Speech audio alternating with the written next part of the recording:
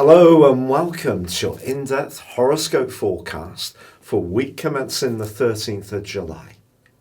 This week begins with Mercury finding its way forwards after that long retrograde. It's still in the sign of Cancer and it won't come out of shadow until the 26th of this month, so there can still be a need for us to be very precise in the way we express our emotional communication particularly, and of course anything to do with documentation, the detail that can go awry if we're distracted, so that stuff continues to be important.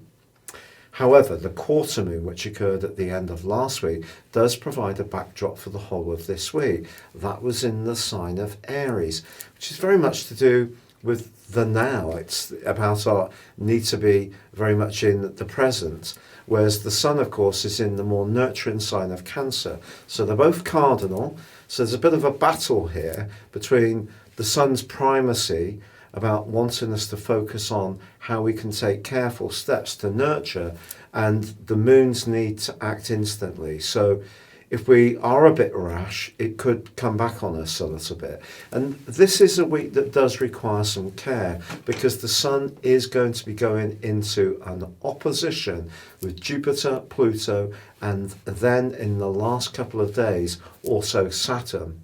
So the dust up that's been going on through the eclipse series over the last couple of years between the sign of Cancer and the sign of Capricorn all is going to be repeated once more. But of course we've also got Mars in the mix as well in the sign of Aries.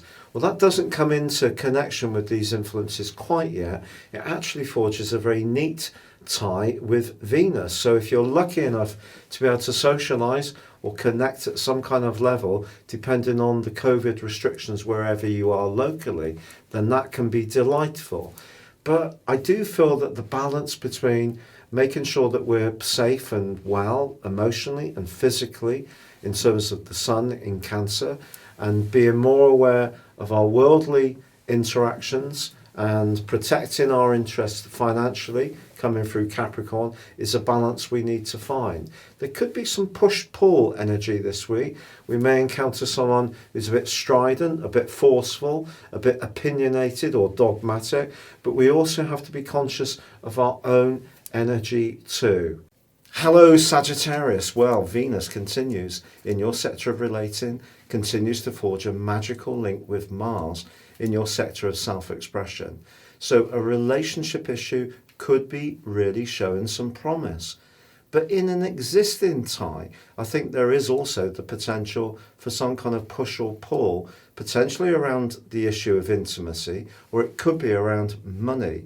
If you have a very different set of values to a partner, for example, that differential could really come out very strongly this week. Okay, Mercury is starting to go forwards in your sector of shared resources, which could help the dialogue to flow a little more. But if something has been really a bit of a grind for quite some time, this could be a bit of a crunch week, and it may mean that you're going to need to discuss this in a bit more of an upfront way.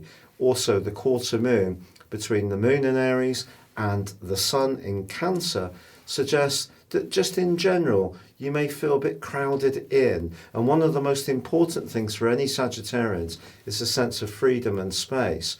So if you do feel sort of pushed into some kind of role with not a lot of choice over it, that could be something that you could resent this week. It's been a real pleasure you being with me. If you'd like to know more and ascend above your zodiac sign, please check out my affordable range of personal horoscope reports beneath this video. You can also grab yourself a special offer of 30% off. Or if you'd like to have a one-to-one with me, please check out my testimonials. Also, you can chat with me directly on Twitter, or please join Elisa and I for our daily video astrology and tarot show. Please see the link below as well. But for now, stay safe, take care, and goodbye.